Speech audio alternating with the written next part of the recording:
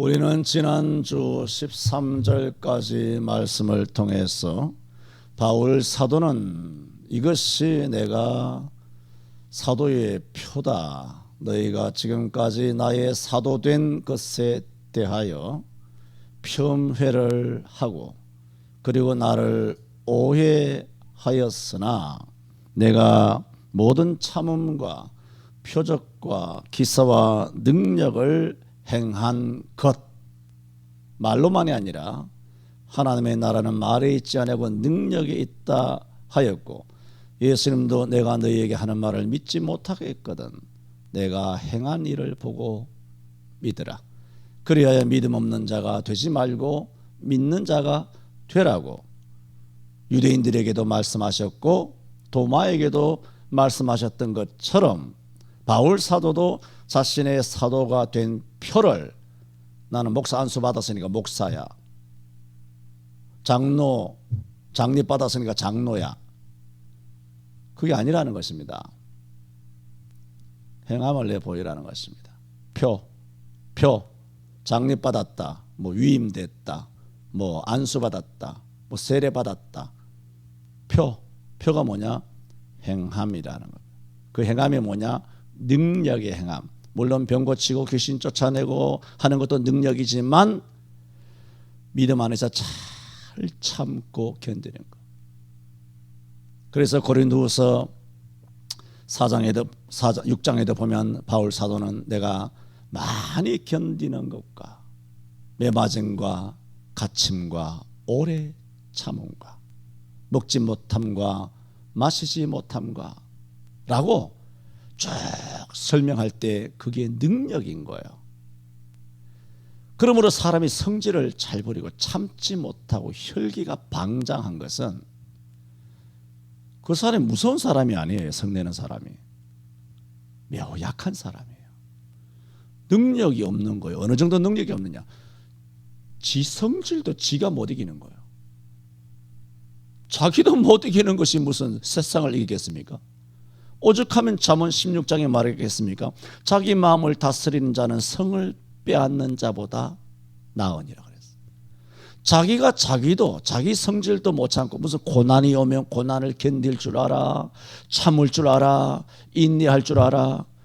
고전 13장에도 사랑은 오래 참고 사랑은 온유하며 사랑은 자랑하지 아니하며 투기하는 자가 되지 아니하며 건너가서 사랑은 모든 것을 믿으며 모든 것을 바라며 모든 것을 견디며 모든 것을 참느니라 그랬어요. 그게 능력이죠. 내가 이런 능력 행한 거, 이런 것들, 새벽기도 나오는 것, 눈을 비비면서 나오는 것, 철학에도 나오는 것, 주일날 힘들지만 나오는 거, 여러 가지 역경이 있지만 온갖 각처에서 주일 지키기 위하여 예배당에 모여서 어떻게든 예배를 하는 거, 그런 교회가 요즘은 정말 로또보다 찾기 힘든 것 같아요. 그런 교회가. 그 교회 자꾸 이름을 잊어버린다. 사랑 무슨 교회지? 사랑제일교회. 그런 교회를 본받아야 됩니다. 그 목사님에 대해서는 몰라요. 전에도 말씀드렸잖아요. 그 목사님은 개인적으로도 모르지만 그분의 무슨 메시지를 한 번도 들어본 적이 없어요. 다만 딴 거 모른다 그랬죠. 그전부터. 다만 어떤 역경이라도 현장 예배를 목숨을 걸고 지켜나가는 거, 그걸 보면 내가 설교를 뭐 들어본 적이 없어도 이것은 참 목자가 아닌가. 뭐 사람이 살다 보면 말을 실수할 수도 있죠. 그 실수하는 거 하나 가지고 막 뒤집어 가지고 막 그걸 막 다 저격해 버리고 하면 좀 지나치지 않습니까? 사람은 공이 있고 과가 있지 않아요? 나도 강단에서 뭔가 따지고 들면 뭐 설교 중에 실수한 거 하나도 없으려고 있지요. 다 그걸 따지고 들면 어떡합니까? 이런 뜻으로 말씀하셨겠구나. 뭐 사람이 착각하셨구나. 뭐 실수하셨겠구나. 말하다 보면 좀 사람이 또 뭐 과욕하다 보면 말이 또 오버해서 과하게 말이 툭 튀어나와서 이걸 참 해서는 안 되는 말인데 싶은 말도 하시게 되고, 그러면 누구나 어느 정도 인지상정으로 이해할 수 있는 여지가 아닌가 그렇게 생각을 합니다만은, 어쨌든 예수 믿으려면 그렇게 믿어야 돼요. 목사가 되려면 그런 목사가 돼야 돼요.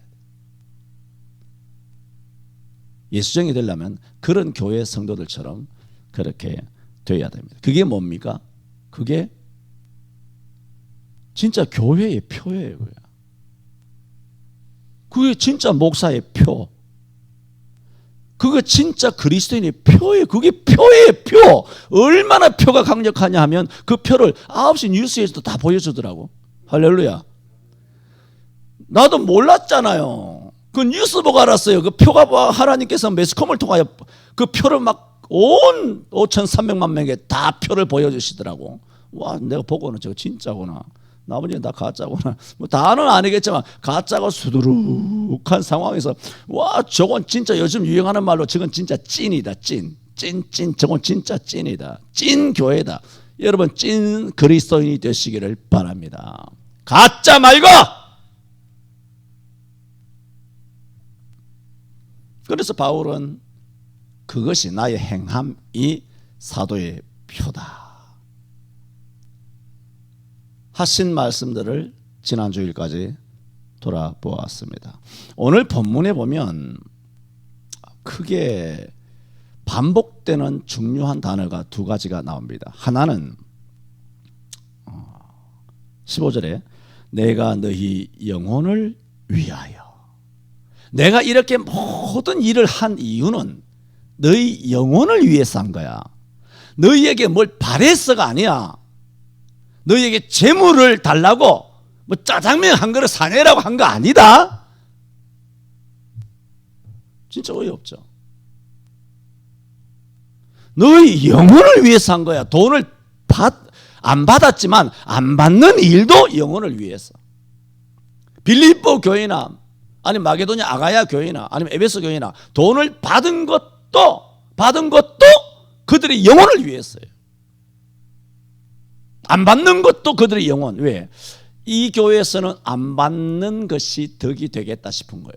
저 교회에서는 주는 것 받는 것이 덕이 되겠다. 수준이 다른 거예요. 그래서 바울 사도가 오죽하면 고린도전서에서 고린도 교회를 향하여 내가 언제까지 너희로 하여금 젖을 먹는 자와 같이 내가 너희를 대해야 하겠느냐는 거예요. 언제까지 너희를 육에 속한 자처럼 내가 너희를 대해야 되겠느냐는 거예요. 그러므로 바울 사도는 뭐 주면 받을 수도 있지만 뭐 주지도 않았어요. 주지도 않았고 바울은 받을 생각도 안 했고 브리스길라와 아굴라와 함께 이거 장막 깃기를 하면서 천막 깃기를 하면서 자위랑하면서 선교비를 충당을 해서 그렇게 선교 사역을 하신 것입니다. 그러나 마태복음 10장 40절에 말한 것처럼 아무든지 너희를 대접하는 자는 나를 대접하는 것이요 나를 영접하는 것이요 나를 영접하는 자는 나 보내신 이를 영접하는 것이라. 선지자 이름은 선지를 생각하면 그 사람은 선지상을 받을 것이요 의인의 이름으로 의인을 대접하면 그 의인의 대접상을 받을 것이요 누구든지 내 이름으로 소자한 사람에게라도 냉수 한 그릇에서 대접하면 결단코 상을 잃지 아니하리라 한 것처럼 이 세상 특히 기독교인들 아주 물질주의에 푹 빠지고 온갖 성경 거꾸로 읽고 거꾸로 배운 성도들 물론 거기에 대한 역사적인 배경을 내가 잘 알죠. 잘 알지만 어쨌든 간에 교회마다 여러분 목사님이 계시면 주의 사자를 잘 대접하면 복을 받을 줄로 믿습니다.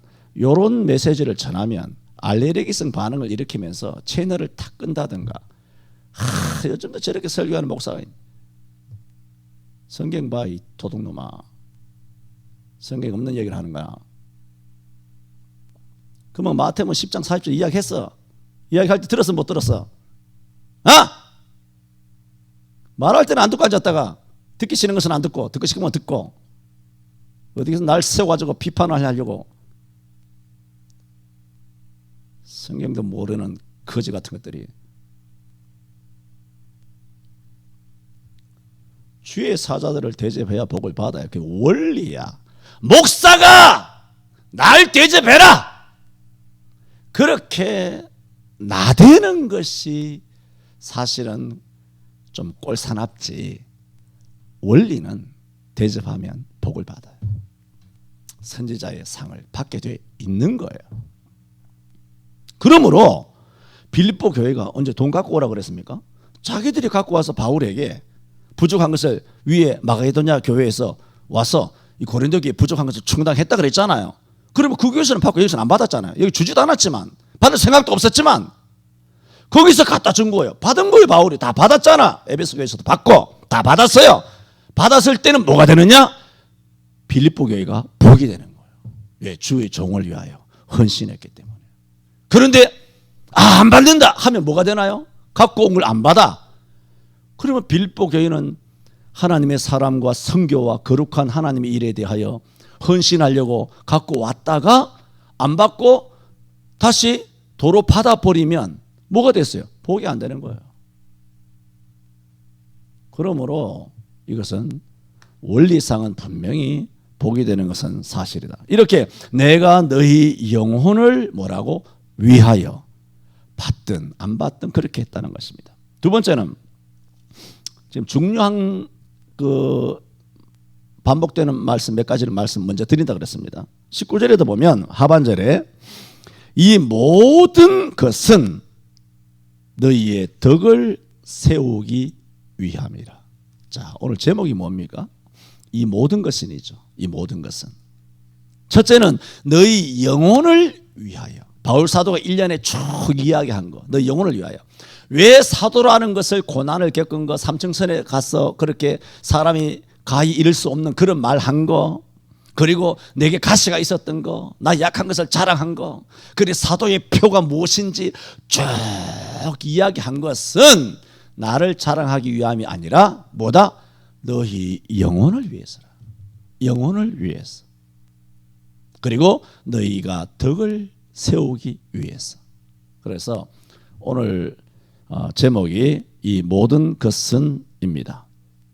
첫째로 내가 너희 영혼을 위하여라고 했습니다.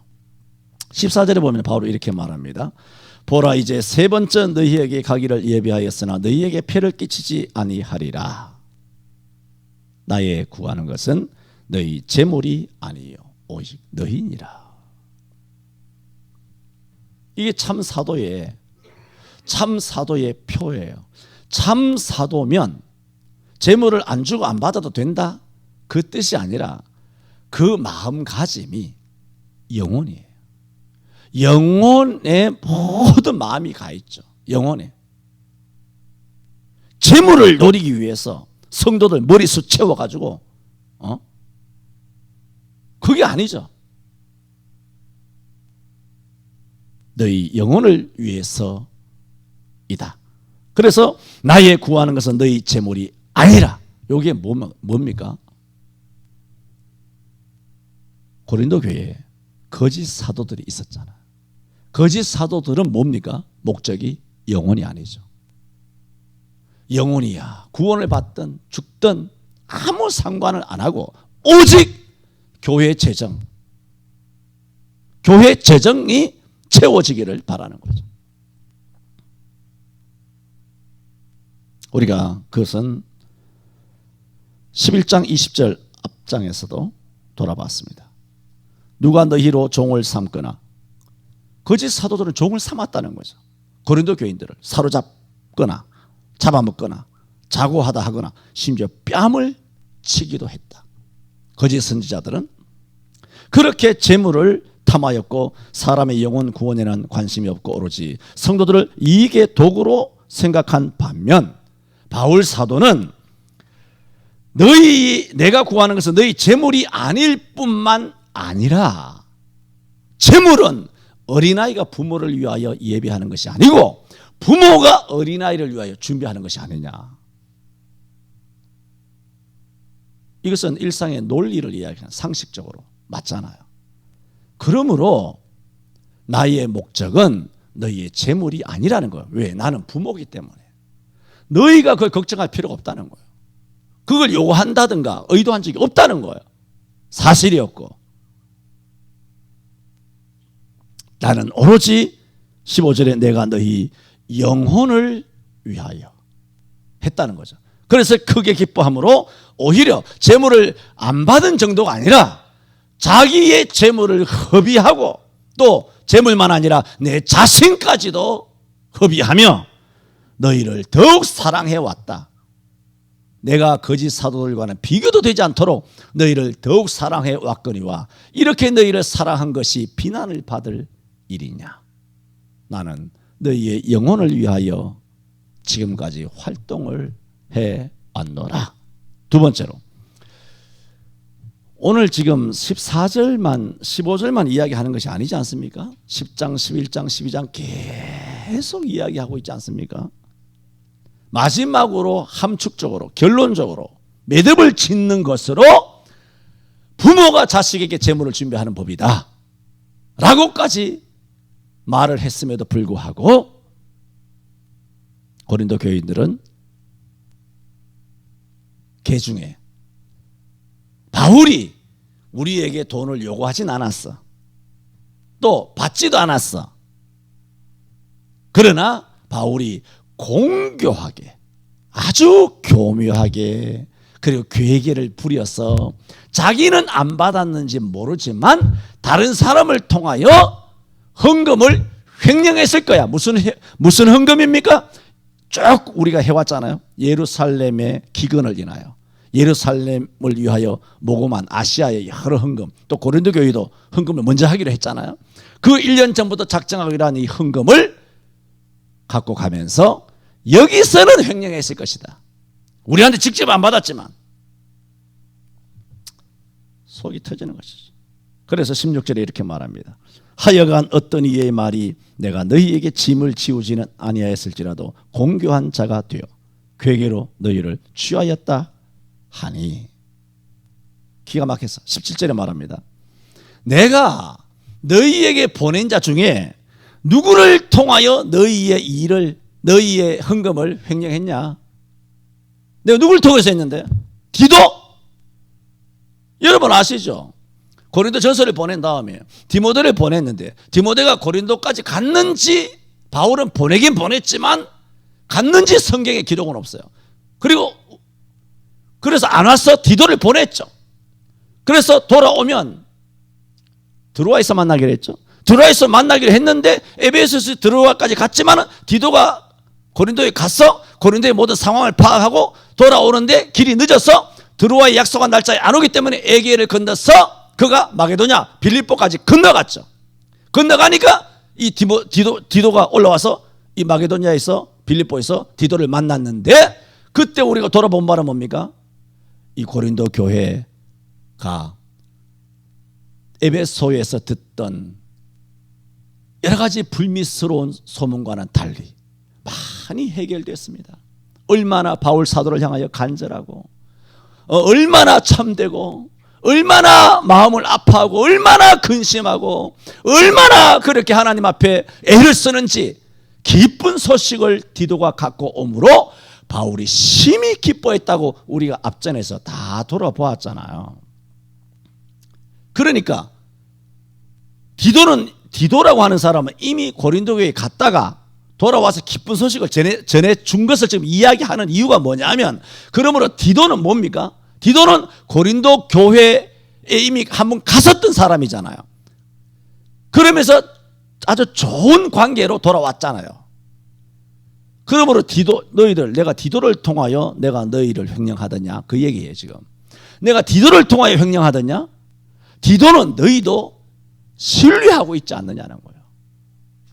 그리고 디도가 돌아온 다음에 그 다음에 헌금을 예루살렘으로 갖고 가는 그 헌금을 위하여 디도와 함께 두 목회자를 함께 보내서 세 사람을 보낸다라고 말한 적이 있지 않습니까?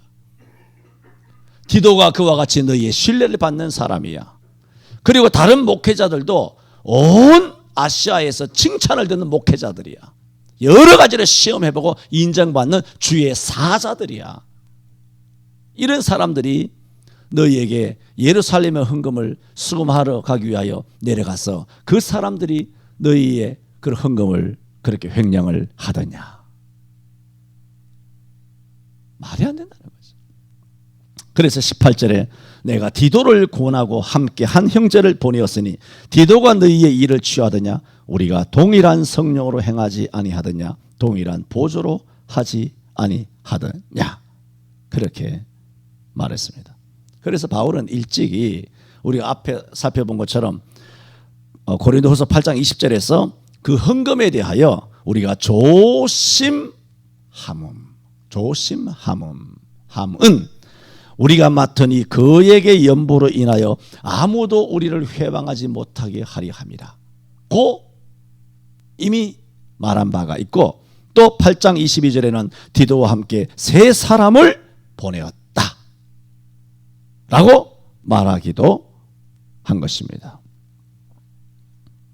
하지만 이렇게까지 다 누구나 알 수 있는 상식적인 이해할 수 있는 이 일을 말을 했지만 이렇습니다. 인간 세상은 오해를 하고자 하는 사람 앞에서는 아무리 정직해도 성립이 안 됩니다. 빛과 어둠이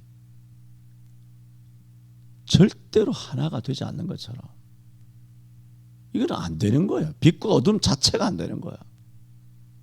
이들은 악의적인 중상을 하는 것입니다. 오늘 이와 같은 악의적인 거짓말, 악의적인 중상이 우리 대한민국의 사망의 그림자로, 어둠의 그늘로 뒤덮고 있는 것입니다. 세 번째, 바울 사도는 19절에 이때까지 우리가 우리를 너희에게 변명하는 줄로 생각하는구나. 우리가 그리스도 안에서 하나님 앞에서 말하노라. 사랑하는 자들아, 이 모든 것은, 자기를 변명해왔던 그 모든 것이죠. 이 모든 것은 너희의 덕을 세우기 위함이니라고 했습니다. 그러므로 바울 사도가 지금까지 자기 자신을 변호한 것은 고린도 교회 너희들, 사람이죠, 사람들로부터 좋은 평가를 얻기 위해서, 그리고 너희가 오해를 하고 있기 때문에 오해를 불식시키기 위해서, 그것은 아주 지엽적인 목적에 지나지 않아요. 근본적인 목적은 그게 아니에요.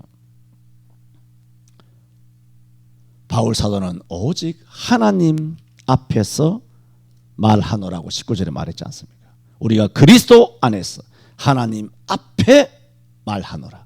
고린도 교회에 말한 게 아니에요. 그게 바울이 하나님 앞에 말한 거예요. 그리스도 안에서 말한 거예요. 이게 매우 중요한 것입니다. 바울은 일생 사람의 판단은 아주 작게 여겼습니다. 바울 서신에 보면 바울 사도는 판단하실 이는 오직 하나님밖에 없음을 알았습니다. 혹자는 바울이 이렇게 변명하면 자기 변명과 자기 방어에만 급급하다 생각했을 것이나, 바울은 실제로 사람의 자기를 판단하는 것은 안중에도 없었습니다. 여러분, 이런 그리스도인이 되어야 합니다. 이게 참 조심스럽다 그랬죠. 이럴 경우에는 정말 예수 그리스도를 향하여 반듯하게 가는 사람만 이런 말을 할 수 있습니다. 마음대로 죄를 지으면서 사람은 날 판단할 수 없어, 하나님만이 날 판단할 것이야 하면서 마음대로 살아가는 부류가 할 수 있는, 사용할 수 있는 단어가 아닙니다. 그러므로 하나님만이 나를 판단하신다 라고 말할 수 있는 사람은 사실은 극소수입니다. 10,000명 중에 1,000명 될까? 아주 극소수일 거예요. 0.0001% 정도. 이렇게 말할 수 있는 사람. 대부분은 죄를 지었기 때문에 판단받습니다. 잘못한 거예요. 보면 100에 99은 자기가 잘못한 거예요. 그게 판단을 받고 책망받고 꾸지람 듣고, 그러면 회개하고 돌아와야 되는데, 그게 누구예요? 고린도 교회잖아. 회개하고 돌아와야 되는데, 여러분 생각해 보세요. 거꾸로 바울 사도가 판단하실 일은 오직 하나님이시다 라고 했던 것처럼, 죄를 지적받고 회개를 촉구 받는 고린도 교인들이 나를 판단하실 일은 하나님이시다, 이렇게 말한다고 생각해 보세요. 끔찍하지 않습니까? 끔찍하죠.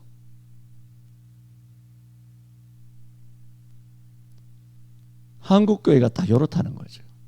대부분의 성도들은 책망을 못 듣습니다. 목사부터 잘못한 거 시인하지 않습니다. 판단하시는 일 하나님이야. 이 바울이 할 말이지 고린도 교회가 할 말이 아니죠. 고린도 교회는 회개했어야지. 바울이 써도 되는 말이 뭔지, 자기들이 해야 되는 일이 뭔지. 욥에 대해서 말씀드렸잖아요. 욥기 다 마친 것처럼 이런 판단하실 일은 하나님이시다, 이렇게 말할 수 있는 사람은 아무도, 우리의 주위에는 아무도 없다고 생각하시면 돼요. 일평생 이렇게 말할 일이 없다고 생각하시면 딱이에요. 다만 우리는 이런 삶이 되도록 노력해야 한다는 것입니다.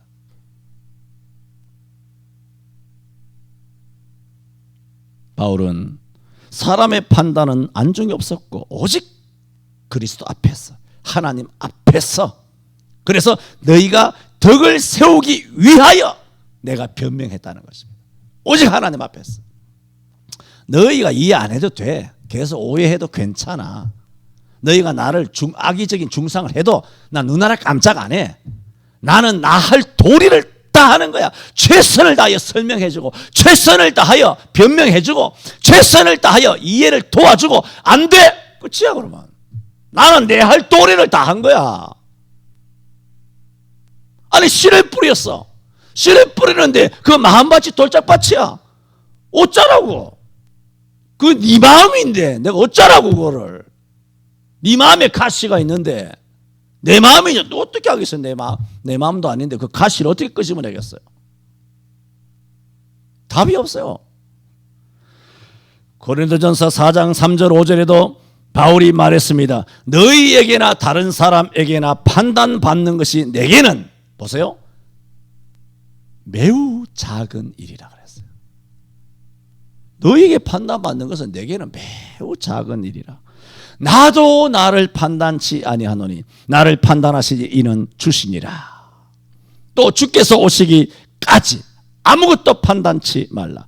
각 사람에게 하나님께로부터 칭찬이 있으리라. 우리가 이미 돌아본 것이죠. 이렇게 바울 사도는 모든 행동을 자기의 유익을 위한 것이 아니라, 고린도 교인들이 엄청난 죄를 지었잖아요. 그 죄를 책망한 고린도 전서를 통하여, 또 지금 보내는 후서를 통하여 내가 꾸짖는 것을, 죄책을 회개함으로 회개하고 주께 돌아와 너희 영혼이 잘 되어야 하겠기 때문에 너희 영혼을 위하여 내가 이렇게 변명하는 것이다. 너희가 덕을 세우도록 하기 위하여 내가 이렇게 나를 변명하고 있는 것이다. 그렇게 말한 것입니다. 자, 이렇게 영혼을 위하여 덕을 세우기 위하여서다. 지금까지의 나의 모든 행동은, 변명한 모든 행동은 너희 때문이라 그 얘기예요. 네 때문이야 그 얘기예요. 자, 이제 다 했죠? 근데 마지막으로 바울 사도는 이렇게 다 할 말 다 했죠. 변명도 다 했고 변명의 목적도 다 설명한 다음에 그럼에도 불구하고 두려움이 있었어요. 두려움이 4가지나 됩니다. 20절 보세요. 내가 갈 때에 너희를 나의 원하는 것과 같이 보지 못하고 또 내가 너희에게 너희의 원치 않는 것과 같이 보일까? 뭐라고? 첫 번째 두려워하며 그랬죠. 두려워하며. 두 번째로 또 다툼과 시기와 분냄과 당짓는 것과 중상함과 수근수근하는 것과 거만함과 어지러운 것이 있을까? 뭐라고? 두려워하고. 두 번째 두려움이죠. 또 내가 다시 갈 때에 내 하나님이 나를 너희 앞에서 낮추실까? 두려워하고. 또 내가 전에 죄를 지은 여러 사람의 그 행한 바 더러움과 음란함과 허색함을 회개치 아니함을 인하여 근심할까? 두려워하노라. 바울이 할 도리를 다 했으면서도 두려운 거예요. 이것은 이 두려움은 죄나 무슨 심판에 대한 공포나 그런 두려움이 아니에요. 이것은 정말 영적으로 교회를 걱정하는, 그리고 고린도 교회 성도들을 염려하는 그 부모로서의 염려인 거예요. 자식을 물가에 내놓으면 물에 빠지면 자식이 물에 빠지지 내가 물에 빠지는가? 길에 내놓으면 자식이 차에 받치지 부모가 차에 받치는 거 아니잖아요. 하지만 부모 마음이 어떻겠어요? 바로 그 마음을 이야기해요. 얼마나 두려운지 몰라요. 이게 뭡니까? 참 사도죠. 그런데 거짓 사도들은 뭡니까? 겁 없습니다. 겁 없습니다. 그냥 돈만 챙기면 돼요. 뺨도 때리고 자고하고 사로잡고 마음대로 종으로 부리는 거예요.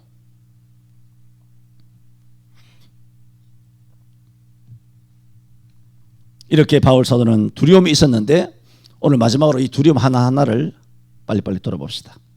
첫 번째는 내가 갈 때에 너희를 나의 원하는 것과 같이 보지 못할까 두려워했다 그랬죠. 그건 뭐예요? 바울이 원하는 게 뭐예요? 회개하고 죽게 돌아와 그들의 영혼이 온전해진 상태에서 바울이 고린도 교회 세 번째 갔을 때 그런 고린도 교회 성도들의 영적인 상태를 봤을 때 그렇게 보기를 원하잖아요. 그렇게 보기를 원했는데 가보니까 여전히 난장이야. 교회가 엉망진창이야. 그러면 바울 사도가 그런 광경을 볼까봐 겁이 날까 안 날까요? 두렵죠. 애가 엉망이야.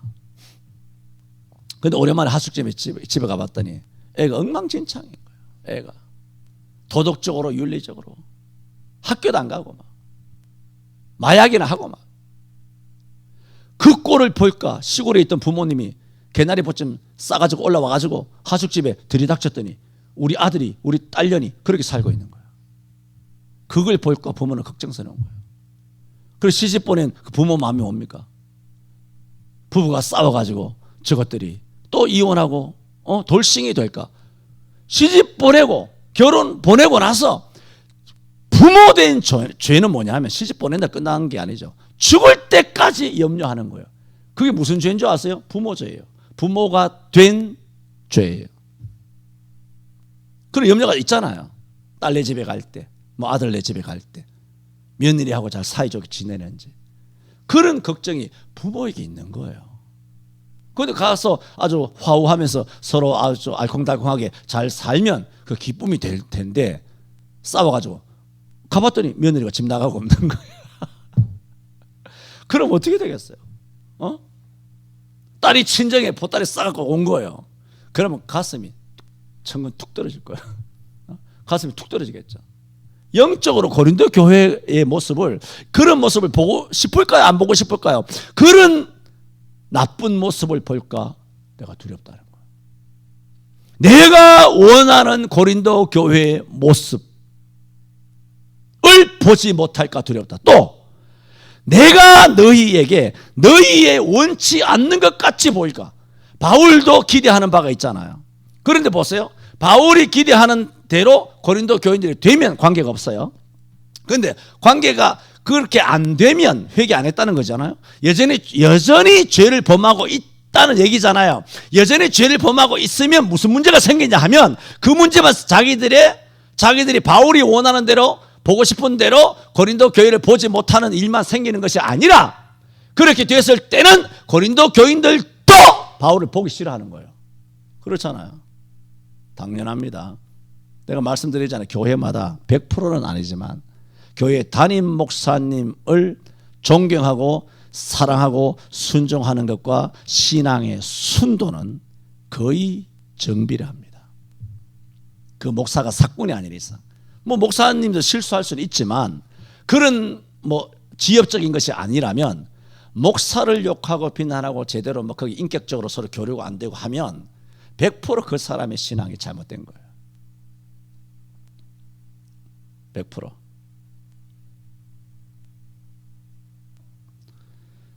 바울이 보기를 원하는 정도의 영적인 고린도 교회 수준이 되지 못하면 고린도 교회는 자동적으로 바울을 보기 싫어하는 거예요. 그 얘기예요. 또 내가 너희에게 너희의 원치 않는 모습으로 내가 비춰질까 두렵다는 거예요. 이게 바울의 첫 번째 두려움입니다. 여러분, 그러므로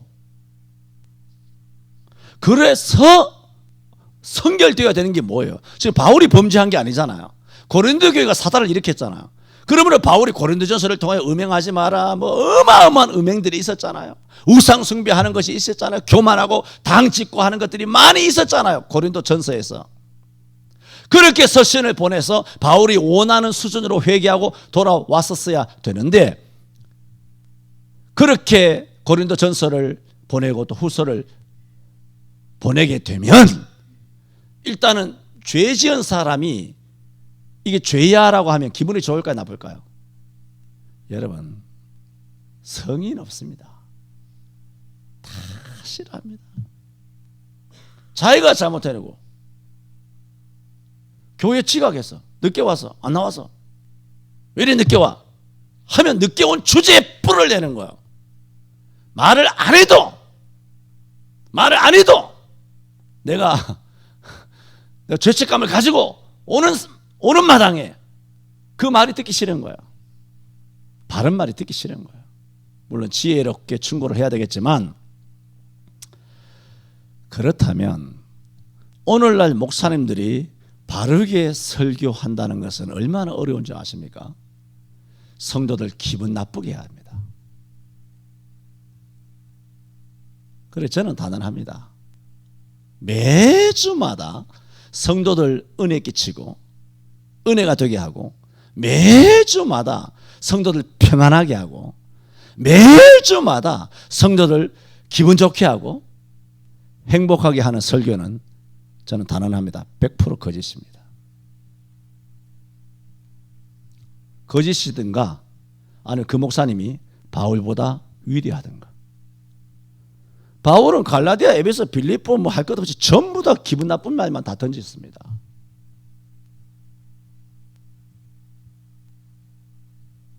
그러면 바울인들, 고린도 교인이 그 말하면 기분 나쁠 줄 몰랐을까요? 바울이 무슨 바보입니까? 바울인들, 고린도 교인 기분 나쁘게 하고 싶었겠냐 말입니다. 그러나 바울은 그것 때문에 고린도 교인이 상처받는 것, 고린도 교인들이 기분 나빠하는 것 때문에, 바울이 누굽니까? 하나님의 사자죠. 하나님의 사자로서 마땅히 바로 가르쳐야 하는 교훈과 책망과 바르게 함과 의로 교육하, 바로 가르쳐야 되는 자신의 의무에 태만하지 않았습니다. 바울은 자기의 변명만 오직 그리스도 앞에서, 하나님 앞에서 한 것이 아니고, 설교, 하나님 복음을 증거할 때도 성도들의 상처받는 것은 개념하지 않았다는 거예요. 개념치 않고, 기분 나빠하든지 간에 개념치 않고 설교도 오로지 하나님 기뻐하시는 대로 한 거예요. 그게 자기의 주의 사자로서의 의무를 제대로 감당하는 목사입니다. 바울이 그랬습니다. 설마하니 대한민국의 목사님들 중에 바울보다 위대한 목사님이 계시진 않겠죠? 그렇다면 안 하셔도 됩니다. 이렇게 주의 사자 바울처럼 하나님 앞에서 살아간다는 것은 사실은 매우 어렵습니다. 성도들 중에는 온갖 부류가 다 설교했어요. 다 온갖 부류가 있잖아요. 법조인이 있죠. 에? 법조인이 있어요. 그러면 법의 타락에 대하여 설교 못합니다. 다 이야기했잖아. 의사가 있어, 간호사들이 있어, 의료진의 부패에 대해 설교 못해요. 언론인이 있어, 이 언론이 아주 개같은 언론들인데 언론에 대해 책망 못합니다. 기자라도 하나 앉아보세요. 설교할 수 있겠나? 못합니다. 군인이 있어, 경찰이 있어, 검찰이 있어,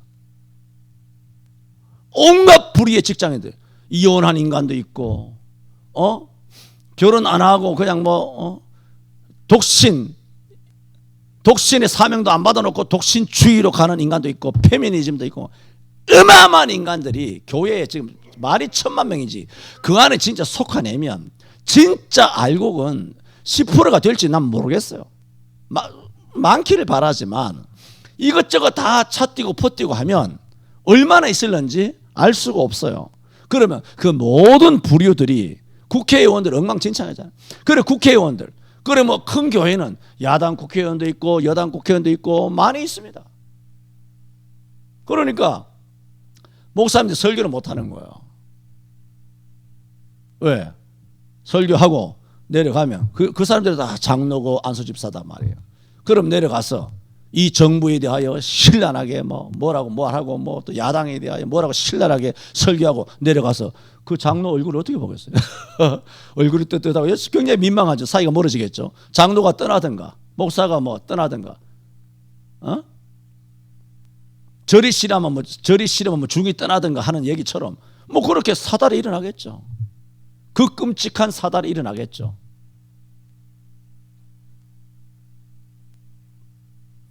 그런 부류들이 어마어마한 부류들이 상처받지 않도록 피해서 설교해야 된다면 성경은 도덕경으로 전락하게 됩니다. 이미 오래됐습니다. 도덕경으로 전락한 지가 오래됐습니다. 이 시대의 성도들은 배운 게 많아서 머리에 뭐가 가득 찼는지 듣기 싫어하는 설교가 많습니다.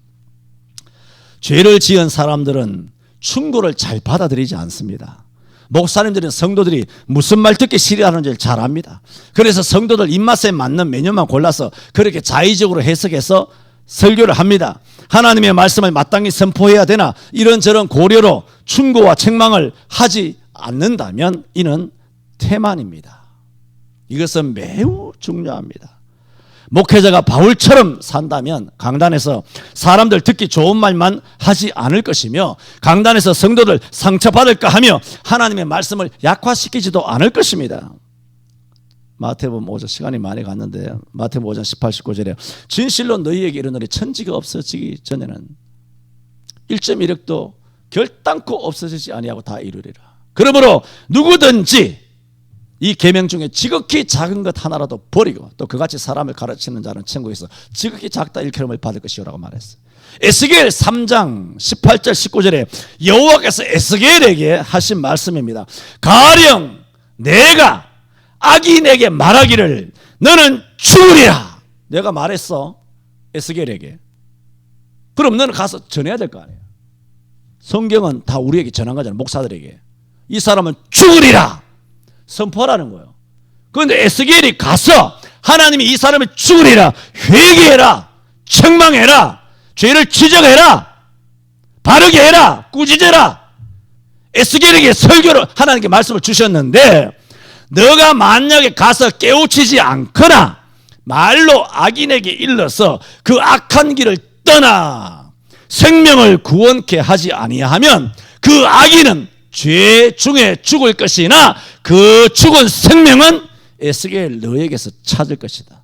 그 생명, 그 죽음의 피를 너 값을 너에게서 물을 것이다는 거예요. 이게 설교자예요. 그러므로 설교자는 책임감이 있는 사람 아니에요. 책임지기 싫어서 설교하는 거예요. 내가 왜 여러분의 생명에 대해 책임져야 합니까?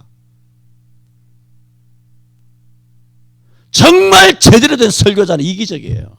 바울이 보세요. 너희가 판단하는 것은 매우 작은 일이라. 나는 그리스도 앞에서 오직 하나님 앞에서 하나님의 판단만 믿는다는 거예요. 너희가 듣든 말든 나는 최선을 다할 뿐.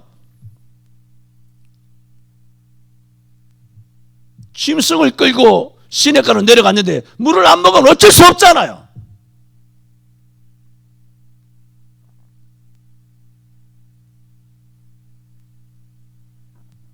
그래서 바울 사도는 다시 너희를 만났을 때에 너희를 그 자리에서 또 책망하는 관계로 만나지 않기를 원한다. 그게 두렵다는 거예요. 나머지 두 번째, 세 번째, 네 번째는 시간이 많이 갔기 때문에 그냥 여러분 본문 보고 잘 이해하시기를 바랍니다. 기도합니다.